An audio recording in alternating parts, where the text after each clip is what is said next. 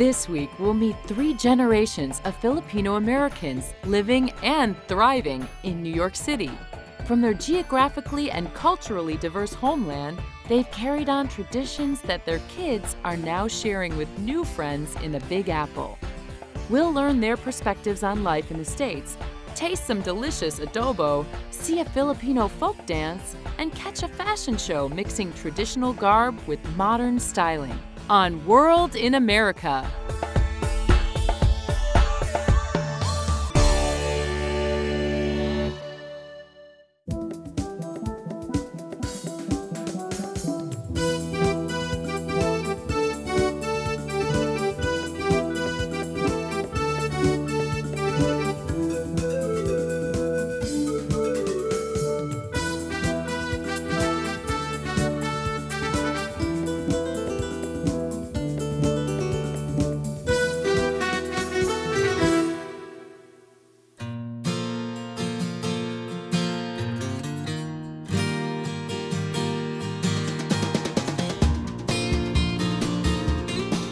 Made up of over 7,000 islands in Southeast Asia, the Philippines has a lively culture of diverse influences.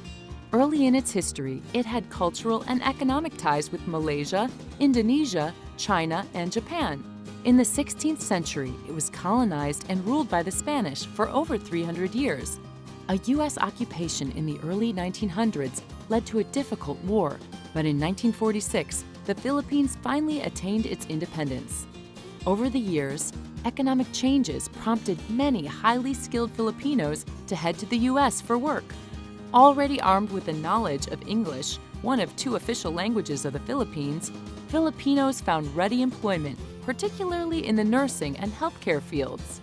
Today, modern Filipino culture is building upon its historical influences and its colorful, multifaceted heritage. When we return, we'll hear firsthand stories of their transitions and traditions. Next on World in America.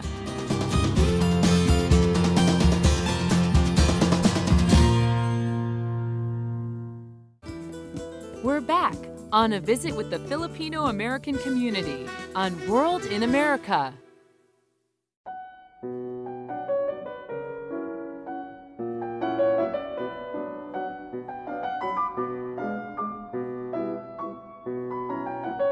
Filipino Americans, I could say they are really hardworking.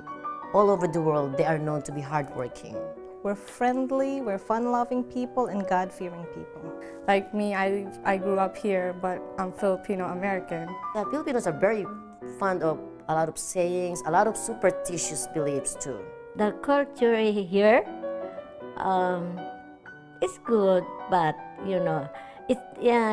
it's different from us. Anybody who has a Filipino blood, who lives here in America, and anybody who accepts us who we are, would be Filipino Americans also.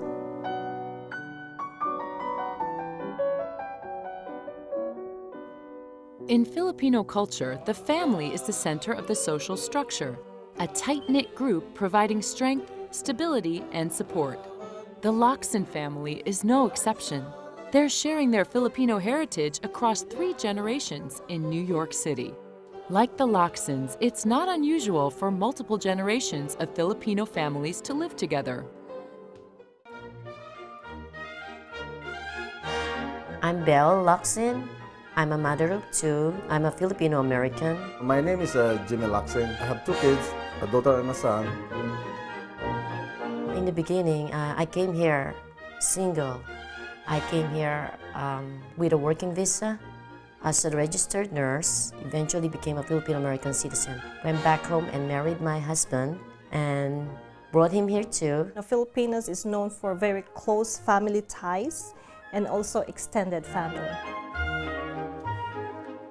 My name is Milagros Ros Soriano. I'm born in the Philippines. I worked for 34 years in the service.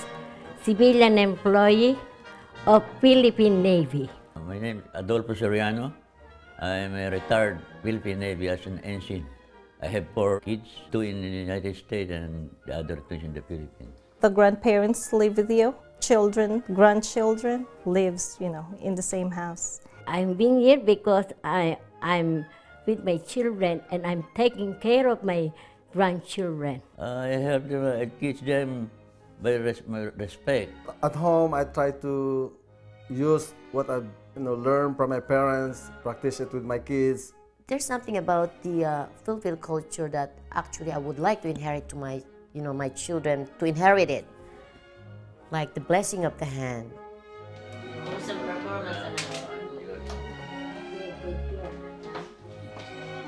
I always tell them not to forget the blessing of the hands. I learned that every time you see an adult or you enter a house, you have to take the elder's hand and bless them, We emphasize to our children the respect for elderlies. I always bless them when I see them every time. So as soon as they come into the house, they have to bless the hands. When we arrive, sometimes we want to kiss like that. Kirsten is already teenager. They cannot go anywhere without us, The thing I love most about my grandma is that she is a very good cook. She tells me stories about the Philippines, what happened a long time ago, the customs, how it was. I always tell them, if you are going to the party, with the escort. We're very big with respect. So again, it's respect in the family. We go to the mall, you have the escort. Sometimes I'm told to do certain things like, oh, you can't do this, you can't do that, because I'm mostly used to the modern way of life here in America. But I learn and I follow what they say.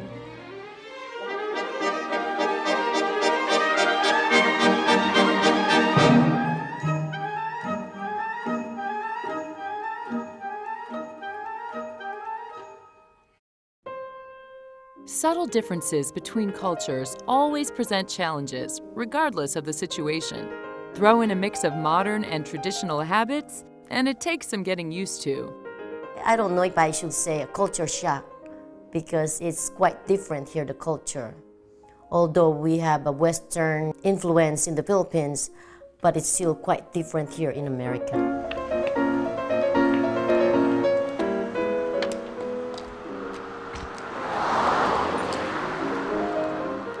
The first, of course, is a culture shock. It's very hard to adjust to American and to America as well. First of all is the American culture, because our culture and American culture, there's a big difference. So I need to adjust or to adapt to that kind of culture.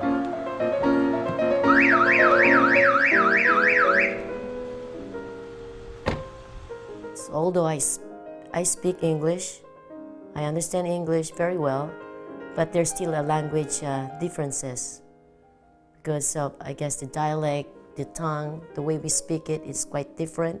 Looking for a job, I noticed when I applied for a job, many times doing an interview with other groups of people, especially who was born in America, for me, they have more advantages than I am, because the way I speak, I think, it's a big difference. I had trouble with the accent. Although we're English-speaking people, when you come here, the accent is different. They say words differently. We say our words differently. They laugh at us. We don't understand them. And, it's hard. And also the names. In my work environment, we are used to calling people sir and ma'am, but here, people just call them by first names. When person talk to me in an American way, because I'm not used to it, especially when in my work, the first time I got a job and work with Americans who was born in here, and their dialects, when they talk to me, especially when just like they're mad, it's like I don't like it. So one time, as I talked to my co-employee, said, "Don't talk to me like that, because I'm not used to it." It's an accident. Yeah, right. We came here for 14 years already, and I love it. But my problem is when it is come the winter, That's very much problem to me. It's the weather also. Coming from a country with only sunny and rainy season, and here we have to deal with fall, we have to deal with winter, we have to deal with spring. The weather, first time, it's very cold. Yeah. The lifestyle here in New York is different. It's very fast.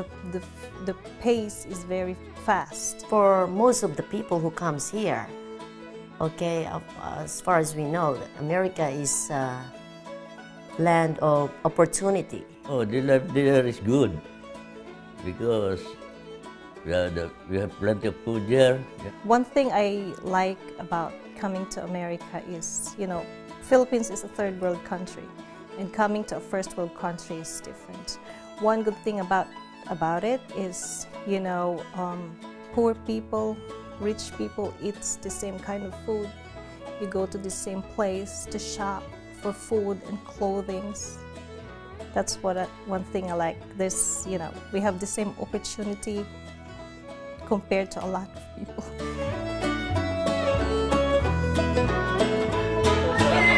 I'm gonna sing by myself? Yeah. No! Okay, Yeah, no, again, do it again. No, I'm not singing because I can sing and play.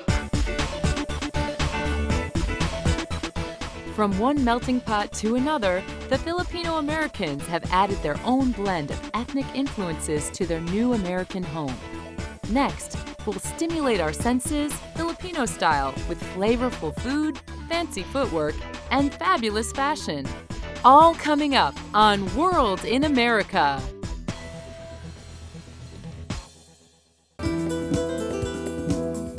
Welcome back to World in America.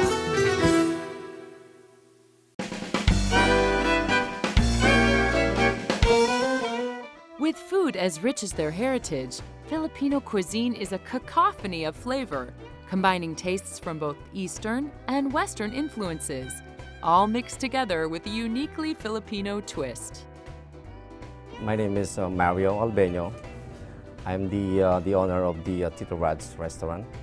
Well, I opened last 2006 because of my passion of cooking.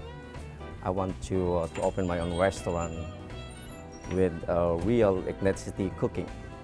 When you go to the restaurant, you have to think about Filipino dishes. Comes to your mind first is adobo.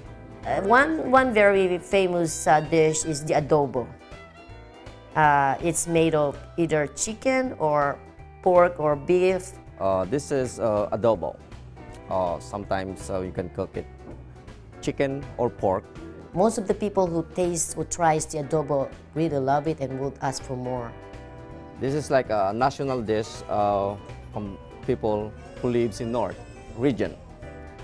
It's a mix of oriental vegetables like eggplant, okra, beans, squash, and sauteed in shrimp paste. Every time we have this thing at school where we have to bring food from our country, and one time I brought this egg roll and they loved it and they were like, "How do you make it?" And I was like, "My grandparents made it. My grandparents are great cooks." We love to feed people, you know, whatever they like. And when we think about Filipino cuisine, we always think about the egg rolls, most famous. I think a lot of people from different cultures and nationalities, they like it, they love it. Usually when we're having like a holiday, a birthday party, people, their house loves to cook this one. It's a stew, beef stew, oxtail stew, cooks in the peanut butter sauce. We also have what you call kare-kare. You know, it's oxtail with peanut butter sauce. That's very famous also. You should try that. Right here is the humba. This is the favorite dish in the central region. Also cooked in soy sauce, slow cooking, soy sauce in the vinegar and some herbs, local herbs. If there's one or two Filipinos, there's always Filipino food. When there's a fiesta, this fiesta is what we derive from the Spaniards. when there's a fiesta in one town, the whole people, the whole community is gonna really come. When you hear fiesta, you will hear the chickens, you know, the crying, you know, because, you know, we roast a lot. Halina kayo sa Tito Rad at kumain at magsaya. Come to Tito Rad's and let's eat and enjoy ourselves.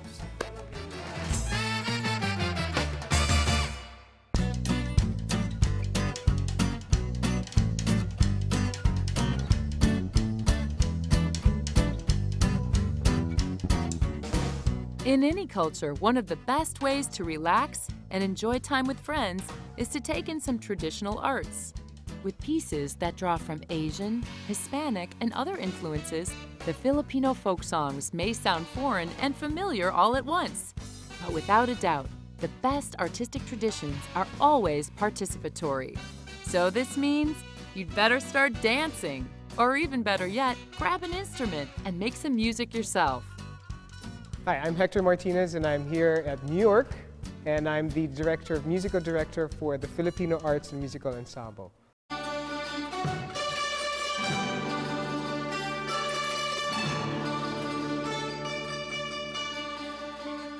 It all started with Belle. You know, she actually wanted her children to learn the instrument called the bandurria. So she went to Queens, she contacted people there, you know, is there a teacher who could teach my children bandurria? So they said, oh yes.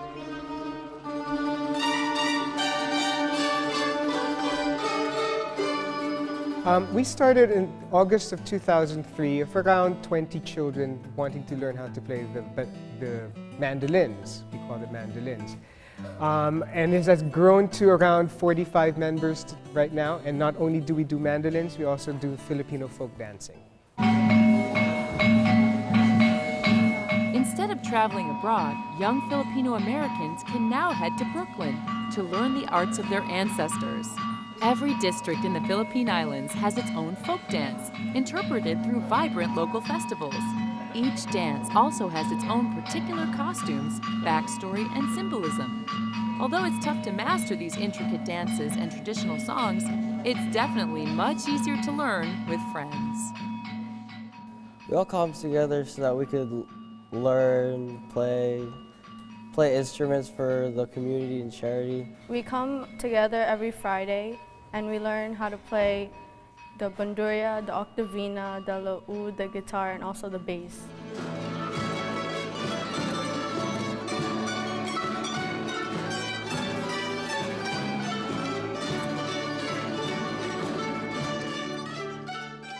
One thing that I'm very surprised about that is that when the children gather, they gather not only to make music and to perform and to practice, but they gather to meet each other and to have fun with each other. So not only are they doing the culture, they're also getting to know each other as Filipinos as well as have fun together. It's all fun. The dances are very fun to do. Well, we come together once a week with all our friends, and it's a good way to enrich ourselves in the Filipino culture and learn more about it. Well, it's important for me because I get to learn a lot more about Filipino culture and heritage like I've never learned before. And growing up here in the United States, I was Americanized and I didn't learn that much about Filipino. And when I heard about this group, I thought to myself, I could learn a lot about our culture.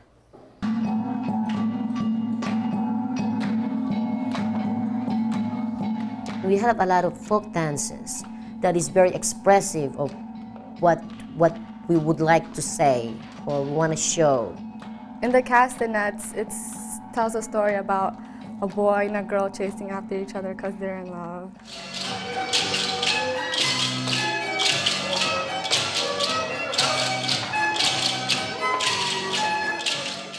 That castanets actually, that's a Spanish dance. I told you before that we have a lot of influence thing from the Spaniards.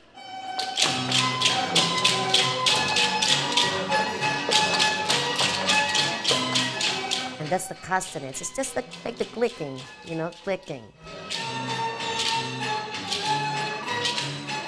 The castanets, I don't know, it's like we go back and forth, like chasing the guy and the guy chases the girl.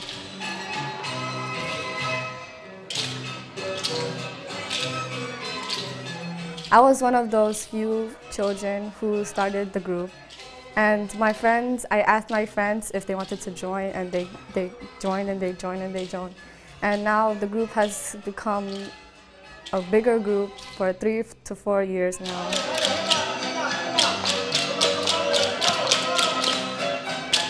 Through the arts, these Filipino Americans are building community and sharing their heritage.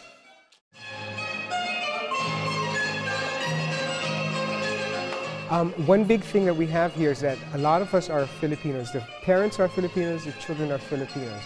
And to impart what we have as a community onto the next generation is what this group is all about. They helped grow the Filipino community. They made it what it is.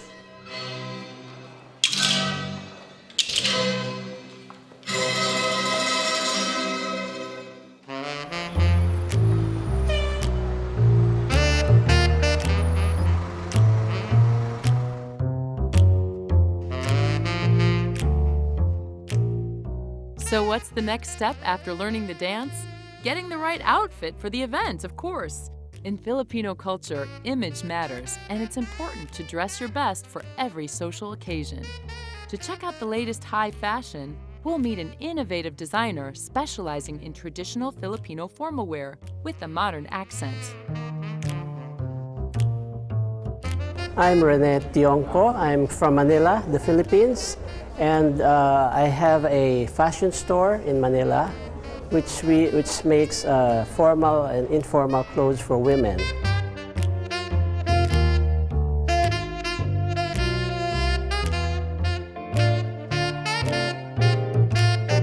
It is very important for the younger generation of Filipinos to know their heritage, their roots, because this is only what makes them unique.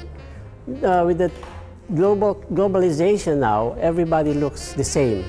Fashion is globalized, and fashions from Europe and from the United States are all also being used in the Philippines, in Asia, and other parts of the world. So the younger generation doesn't have an identity. They don't know about their culture, their history, and it is very important they know about all this. And one of the most important aspects of history and culture is the way we dress. These intricate styles stimulate the senses with an opulent array of colors, fabrics, and ornamentation.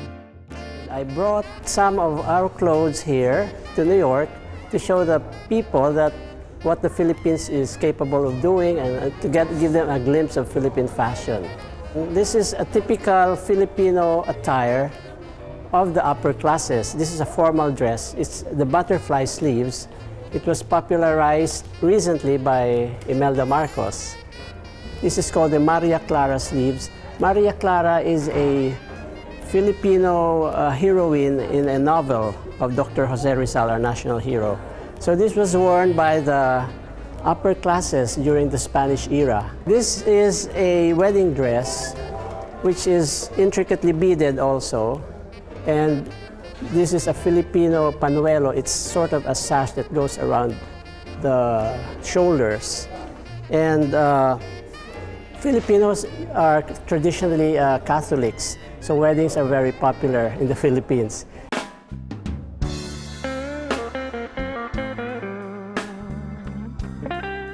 We love to put ornamentation on the dress by means of embroidery and beadwork.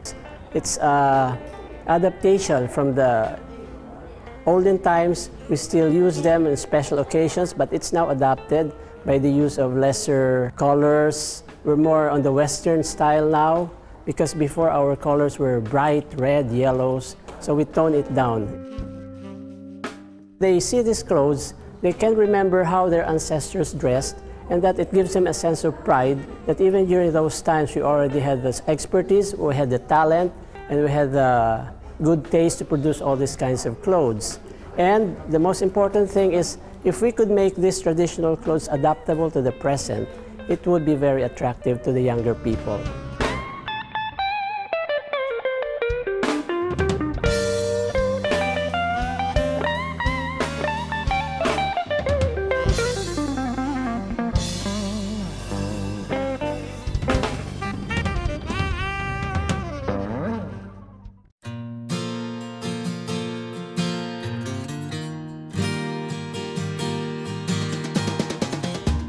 With such a diverse heritage to build on, the expressions of Filipino identity grow even richer with each generation in America. That's the reason why most of the people, I guess just like me, they try to come here and hoping for a better future. I just want to say, God bless America is really true to all of us, especially to Filipinos, because we were given the opportunity to be comfortable in life. And this is our world in America. So I would like to impart to my children to continue carrying on our culture. Mabuhay America. Hello America. And then for them to also pass it on to their next generation.